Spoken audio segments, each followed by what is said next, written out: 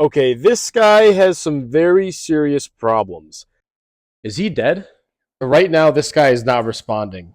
In this video, I'm going to go to some pet stores and pick out the worst looking goldfish I can find. The ones that are the most sick with the most problems. And I'm going to put them in this tank here and show you guys how I go about rehabilitating sick and messed up goldfish. Now, before I go and look for some messed up goldfish to take in and try to rehabilitate, I just want to give my comments on what I think about people trying to save fish from pet stores. Now, generally, I don't think it's a good idea if you're buying the fish from a pet store that's known for not treating their fish well, because you are just giving money and promoting that business, which is having bad fish keeping practices, which you don't want to give money to a business like that. The only reason I'm doing this right now is really just for this video to show you guys and to educate you guys on how to care for a sick fish. I got this little red caparanda. Nothing too wrong with him, just that he was a lot skinnier and smaller than a lot of his other friends. So I'm not sure if he has possibly an internal parasite or he's just behind the growth curve. I'm not entirely sure. But honestly, most of the fish were in very good condition. He really is cute though. I've never had a red caparanda, so this is actually my first red caparanda. And now off to the next pet store. Also guys, I will not be giving the names or locations of any of the pet stores that I'm going to in this video, just because I'm not trying to attack any businesses here. And these businesses I'm going to, they might not even be a bad business with bad practices. It just might happen that they happen to have a couple sick goldfish. Okay, this guy has some very serious problems.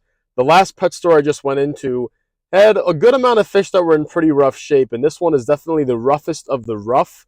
I don't even know if I'll fully be able to rehabilitate this guy, but I figured while I'm doing this, why don't I take on the biggest challenge yet? This guy, he's got frayed fins, so his fins are in rough shape. He's definitely got a swim bladder problem. His swim bladder is overfilled, and that's causing him to float upside down. And his wen is overgrown. So we've got like a trifecta of problems here. Way overgrown wen, overfilled swim bladder, frayed fins. So honestly, this one, if I can't rehabilitate him, I might have to end up euthanizing him. But we'll see what I can do. We'll see what I can do. They said we need someone that knows something about goldfish to try to rehabilitate this guy. I said, I know a thing or two about goldfish. I'll see what I can do. So we'll see what we can do for that guy. So this guy actually had no problems at all. I just thought he was adorable. I thought he was so adorable, and I haven't had a common goldfish in so long. So I thought he's joining the crew. So I'm going to head to one more fish store, see if I can just pick up a couple more guys that need some help. And then I'm going to head home and get all these guys in the tank and start dealing with all the problems. Okay, I'm at the final pet store for the day.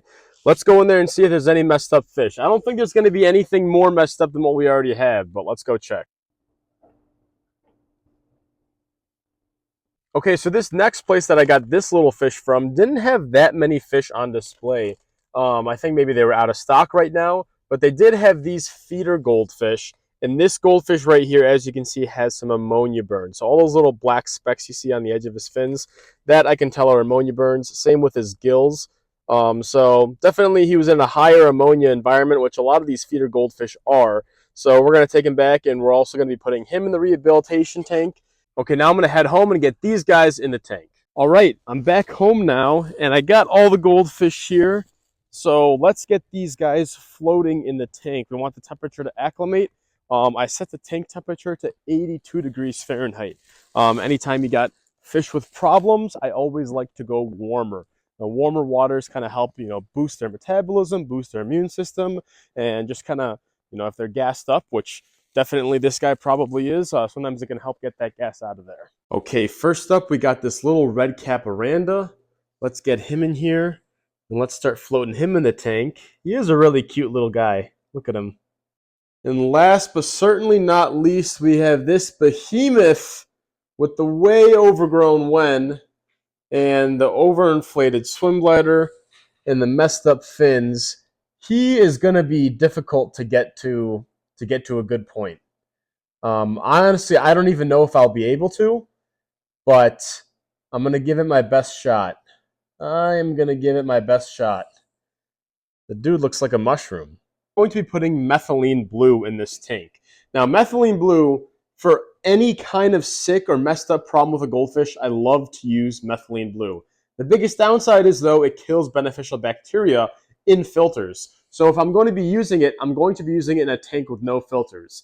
So this means I'm going to have to change all the water out of this probably at least every 2 days. The feeding is going to be kept kind of light. I'm not trying to push growth at any of these guys right now, just trying to maintain the growth.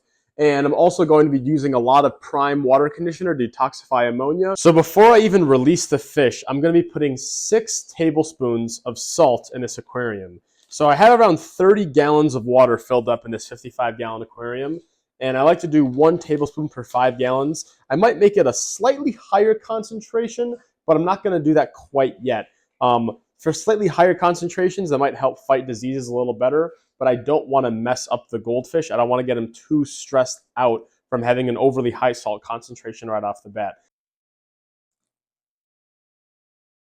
Okay, these guys have been acclimating for long enough now, so I'm actually going to cut them out of the bags and going to introduce them into the tank. So let's get this first guy right here. I have no idea what I want to name this dude. I hope he lives long enough to even have a good name fit him, because as you can see, he is not doing too hot. Is he dead? Is he dead, guys? Wow. Wow, he might be dead. Are you dead, buddy? Are you dead? He might be dead, honestly, guys. I'm not sure. I'm going to try to hold him here. All right, there we go. We got the little red cap. I don't think he's alive anymore, but I do want to get him underneath the air stone to get some air going in him. Maybe that might wake him up. We got this guy. Let's get this little common goldfish out of here. It seems like he's dead, and I've had a fish in the past, nubbin, where he seemed like he was at this state where he was dead, and I was able to revive him by just putting him underneath an air stone. So I'm going to try to flip him over and just get a bunch of oxygen and bubbles going to his face.